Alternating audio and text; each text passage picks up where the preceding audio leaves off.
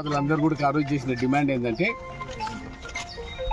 ఆ కుటుంబానికి ఒకవేళ ఆ బాలిక చనిపోతే 20 లక్షలు పరిహారం ఇవ్వాలి, 5 ఎకరాల పొలం ఇవ్వాలి, అలాగే ఆ పిల్లలను ప్రభుత్వమే 2 పిల్లలను చదివించాలి, ఆ కుటుంబానికి వారి యోగ్యతను బట్టి ప్రభుత్వ ఉద్యోగం ఇవ్వాలనే విషయాన్ని కూడా ఆ రోజు మేము డిమాండ్ చేయడం జరిగింది.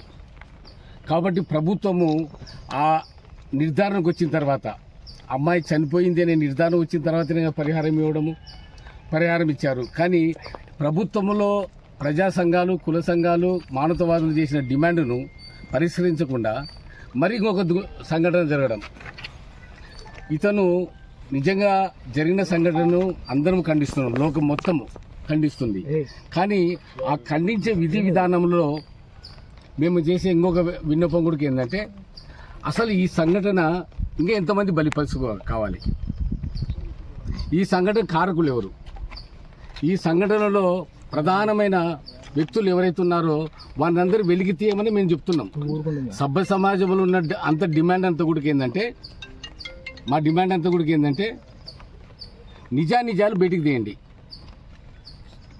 నిజాలు బయటికి తీయడంలో స్థానిక ఎమ్మెల్యే గారు ఉన్నారు, అలాగే పార్లమెంట్ సభ్యులు గారి సొంత ఊరు, ఆ గ్రామంలోని నిజాలు తెలుసుకోకుండా ఇంకొక ఇప్పుడు కొందరు ఏమంటున్నారు లాకప్ డెత్ అని కొందరు అంటున్నారు, కొందరు ఏమంటున్నారు అదృశ్య సంఘటన అని కొందరు అంటున్నారు.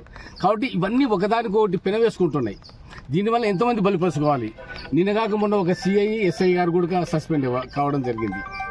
మళ్ళీ ఇప్పుడు ఒక హత్య జరగడం జరిగింది. కాబట్టి ఈ సంఘటనను పోలీస్ స్టాఫ్ ఎప్పుడు పెడతారు?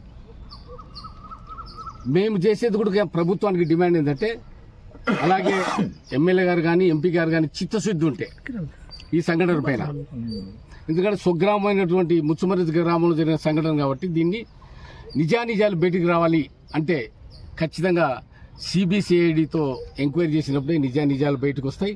లేదా మానవతావాదులు త్రిసభ్య కమిటీ వేయండి. అలాగే మీరు ఏదో ఒక పరిహారం ఇస్తాము ఇది అంటే ఇంకెంతమంది చావడానికి ఉండాలో. కాబట్టి ఏ పోలీస్ వ్యవస్థ కానీ ఎవరిని కూడా మేము శంకించట్లేదు. మేము చెప్పే డిమాండ్ అయితే నిజాలు బయటికి తీయండి. ఎవరికైనా అన్యాయమే.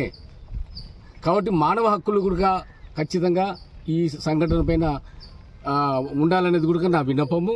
కాబట్టి నేను ప్రభుత్వాన్ని గట్టిగా డిమాండ్ చేసేది ఏంటంటే, మీకు చిత్తశుద్ధి ఉంటే ఈ ప్రభుత్వానికి కానీ ప్రభుత్వ నాయకులు కానీ చిత్తశుద్ధి ఉంటే ఈ సంఘటన పైన మొత్తం ఎంటైర్ ఎపిసోడ్ మీద మీరు సిబిసిఐడి వేయాలి. సిబిసిఐడి వేసిన తర్వాతనే నిజాలు బయటకు వస్తాయి. కాబట్టి ఎవరినో బలిపశువుం చేద్దామంటే అంటే నిజాలు బయటికి రానంత వరకు కూడా ఇలాంటి సంఘటనలు సమాజంలో పునరావృతం అవుతాయి. ఆ పునరావృతం కాకుండా ఉండాలంటే ఖచ్చితంగా నిజమైన వ్యక్తులకు శిక్షింపబడాలి, వాళ్ళకు దోషులుగా నిర్దేశించబడాలి. అది నా డిమాండ్. మీకు తెలిసిన సమాచారం ఏమన్నా? నాకు తెలిసిన సమాచారం ఏంటంటే, ఇప్పుడు అంటే నా పొద్దు నుండి జరిగిన అంటే అందరితో మాట్లాడిన కాబట్టి ఈ సంఘటనలో ఆ అబ్బాయి ఒక విక్టిమ్ యొక్క మేనమామ అంటే అబ్బాయి